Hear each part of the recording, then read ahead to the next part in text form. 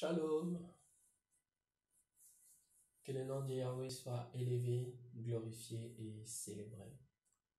Nous sommes contents de nous rencontrer encore dans ce programme dénommé Eden Dimension, la dimension Eden. Et nous vous disons le bienvenu, vous pour qui c'est la première fois. Vous trouverez les deux précédentes vidéos où nous sommes en train de parler sur l'âme. Et nous parlons sur l'âme principalement en nous invitant à prendre nos responsabilités envers notre âme. Cette responsabilité principale qui consiste à veiller sur notre âme. Alors pour ces instants, je voudrais encore que nous puissions découvrir une autre importance pour laquelle nous sommes appelés à veiller sur notre âme. Nous sommes dans le livre de Genèse, Genèse chapitre 2e, le verset 7. Genèse 2, 7. Permettez-moi, j'étais en train de regarder dans ma grosse Bible juste à côté. Genèse 2, 7, la Bible dit ceci.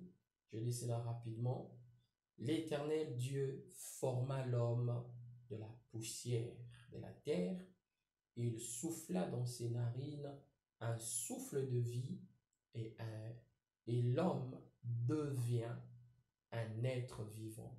Dans la version Louis II, les versions diffèrent légèrement. Certaines versions mettent l'accent sur le fait que l'homme devient une âme vivante. Veille sur ton âme. Dans la première vidéo, on a vu la première importance, et une des importances, c'est notamment quand on veille sur notre âme, cela nous permet d'écouter Dieu. Quand il nous parle, de comprendre ce qu'il nous dit et de faire ce qu'il veut nous voir faire. Nous avons vu notre importance pour laquelle il faut veiller sur l'âme, c'est que quand nous veillons sur notre âme, nous gardons notre âme pour qu'elle ne se transforme pas en une sorte de champ de bataille au niveau de la pensée. Et aujourd'hui, je voudrais ensemble parler du Tout-Puissant, voir avec vous l'importance liée au fait de veiller sur son âme. Bien-aimés, pourquoi nous sommes appelés à veiller sur notre âme et comment nous devons le faire. Nous sommes appelés premièrement à veiller sur notre âme à la lumière de ces textes par le simple fait que notre devenir est matérialisé, concrétisé en partant par ce qu'il y a dans notre âme. En partant par ce qu'il y a dans notre âme. Notre âme a une grande importance. Elle joue un rôle super sensible, super importante dans notre existence. Vous savez, on parle de l'histoire de l'archange Lucifer. Au départ, c'était bon, celui qui est connu aujourd'hui comme Satan. La Bible dit que jusqu'au jour où le mal fut trouvé en lui. Dès le départ, c'était bon. Mais le mal a été trouvé en lui et il a fomenté une rébellion. Il voulait prendre la place de Dieu. Cela est décrit dans le prophétie d'Ésaïe. Il se disait en lui, je monterai, je prendrai la place je deviendrai. La Bible dit jusqu'au jour où le mal fut trouvé en lui. Bien aimé,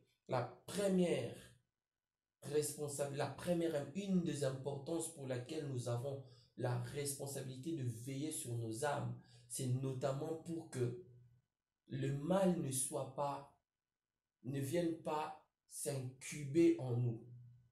Je l'ai dit et je le répète, notre âme joue le rôle notre âme a le pouvoir de décider, de concrétiser notre devenir, de matérialiser ce que nous sommes en train de devenir. Et la Bible montre comment est-ce que au départ, il était l'archange des lumières. Mais au final, il est devenu Satan, le diable, l'accusateur. Il a été précipité et tout ça. la même chose est possible de se produire. C'est vrai, nous ne deviendrons pas de Lucifer. Mais si nous ne veillons pas sur notre âme, nous pourrons devenir quelque chose que Dieu n'a pas créé. Nous pourrons devenir ce genre de personnes que Dieu n'avait même pas imaginé donner vie et existence sur terre. Bien-aimé, veille sur ton âme, car Jésus pouvait le dire par exemple, que servirait-il à un homme de gagner le monde entier, de devenir fameux, de devenir compétent dans toutes les sciences et à la fin de perdre son âme? Notre âme n'a pas de valeur estimable. Veille sur ton âme. Et comment veiller sur son âme? Je ne le dirai jamais assez. Nous veillerons de manière efficace sur nos âmes par la méditation et la mise en pratique de la parole de Dieu. Vous savez, bien aimé, la croissance chrétienne ne consiste pas à connaître et à maîtriser, à mémoriser le verset biblique. La croissance chrétienne consiste en un grand nombre de versets bibliques qui nous maîtrisent. La croissance chrétienne, ce n'est pas de maîtriser toute la Bible. La croissance chrétienne, c'est d'être maîtrisé par la parole de Dieu. Là où la Bible dit aime ton prochain, si toi tu hais ton prochain, tu n'es pas mature spirituellement parlant et ton âme est malade. Là où la Bible dit donne, alors que tu as la possibilité de donner, si tu ne donnes pas, tu as un problème. Bien-aimé, veille sur ton âme. Personne ne veillera mieux que toi sur ton âme. Veille sur ton âme, pourquoi? Parce que ton devenir se concrétise au travers de la qualité de ton âme. Que le Seigneur te fortifie. C'était Eden Dimension.